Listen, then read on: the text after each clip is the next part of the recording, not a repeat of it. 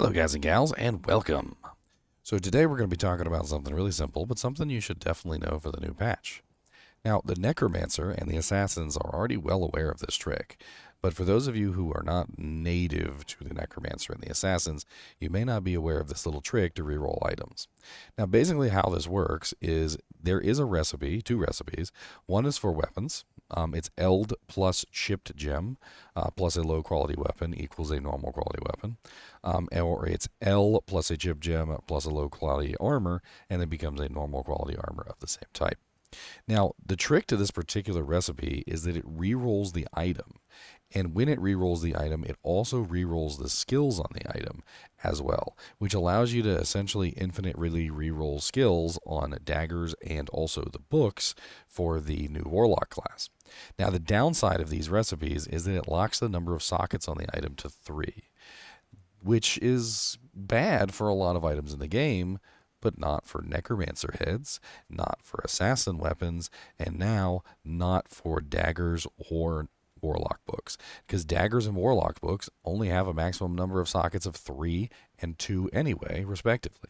Which means that you can effectively reroll any dagger that you find, and you can effectively reroll any book that you find, which is cracked, crude, or damaged. And I'm going to show you these recipes right now on the stream. Now, I was unfortunately not able to specifically find, I had a couple of them, and I should have saved one specifically for this video, but I kept finding superior tomes instead of regular tomes.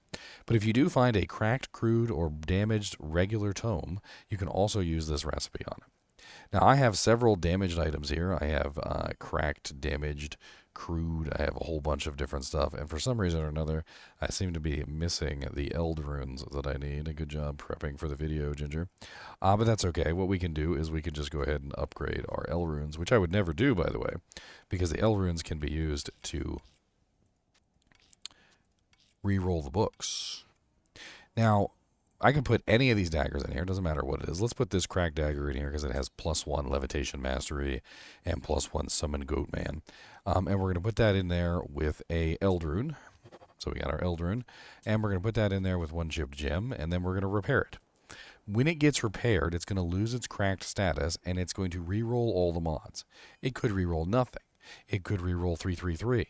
It could re-roll tons of various things. Let's see what we get. So in this particular case, we got nothing. And this is going to happen over and over again with these daggers. In fact, you can do this essentially an infinite number of times, depending on if you have the right daggers. And what can you potentially get? Well, you can get all sorts of beautiful things. I've got a couple halfway decent daggers right here. Like this one right here is +3 summon goatman with +2 blood oath. And this one is one that you could potentially get, because both Summon Goatman and Blood Oath are within the range of re-rolling the dagger. You can also re-roll the books and get the same things as well. So early on in the game, if you have extra L runes and Eld runes laying around, as well as extra chippies, you can definitely pick up any dagger and any book and re-roll them and try and get the skills that you're interested in. Now with the books specifically, you can make some very interesting things with the books. And let's put the daggers up for a second. While the daggers are interesting early on, I think the books are what really draw people toward this particular recipe. Now, if you happen to find an absolutely amazing book, you can, of course, socket it with 2 sockets, and you can put a rune word in it. Like, for instance, this one has Vigilance in it. There are also other rune words that you can put in these books, like you could potentially put in Rhyme, which gives you cannot be frozen and all resistances.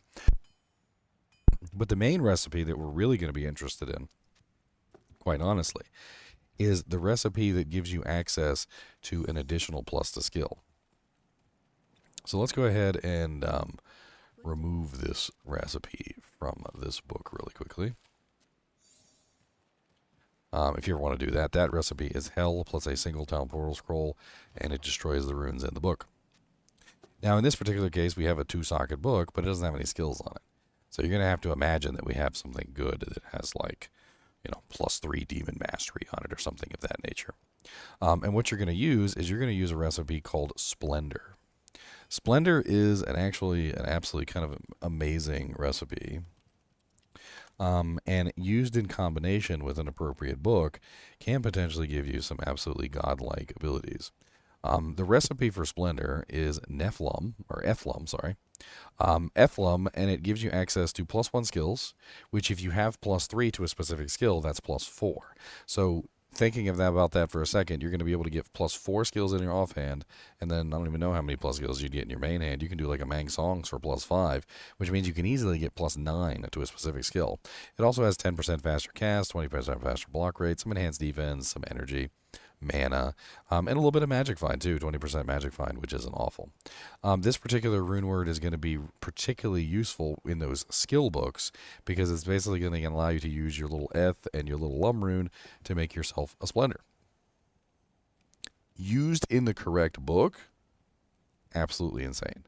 And that's kind of what this video is all about, is that if you are picking up books, and you should be picking up books this season, because the right book with the right skills probably going to be absolutely insane, to be perfectly honest. And in general, you're going to want to roll those books. You're going to want to reroll those daggers for plus the skills, especially as you're leveling up. And if you can manage to get yourself like a 3-3, or maybe even a 3-3-2 or a 3-3-3 with the right skills on it, they can actually be worth multiple burr runes. And then if you make Splendor in the book to get the extra plus the skill, you're going to be able to bring those books from 3-3-3 to 4-4-4. Which is pretty darn good. Hopefully, you guys will use this recipe as you're leveling up, because not only does this benefit you, but it also benefits everyone else. Because the more books that are re-rolled, the more chances that the book that I want is going to exist out there, or the book that you want is going to exist out there. Because if everybody is constantly re-rolling the crude books and re-rolling the crude daggers for the optimal plus the skills that people are looking for, then we will be more likely to hit those magic +3 demon mastery +3 blood oath +3 goat man like book that is going to be absolutely perfect for a summoner, or like that amazing like +3 miasma bolt with like +3 death sigil or whatever. There's definitely going to be a lot of interesting combinations that you can get for skills, and this is just an easy way that you can potentially re-roll books as you find them. So whenever you find crudes, whenever you find damage, whenever you find the brokens, whenever you find the daggers too as you're leveling up, you can easily re-roll those. And all it really costs you is an L rune, an Eld rune, and a chippy gem. I mean, it's dirt cheap for what it offers you, and potentially even life-changing. Like, you're basically rolling the lottery at that point, because a season could be made or broken by something like this. Like, you could roll the absolute perfect summoner book, put a Splendor in it, and sell it for freaking like 10-20 jaw runes if it has like all the right skills in all the right places, as the country song says. I got skills in all the places, and I know you want to see the traces of my magic there. Anyway, as always, I do appreciate you guys and gals watching my videos. Hopefully this little trick, if you did not know about it, will help you out. And if you did know about it, be sure to put down in the comments that you already knew this trick. I want to know how many of you guys already knew this trick and how many of you didn't. And as always, keep watching.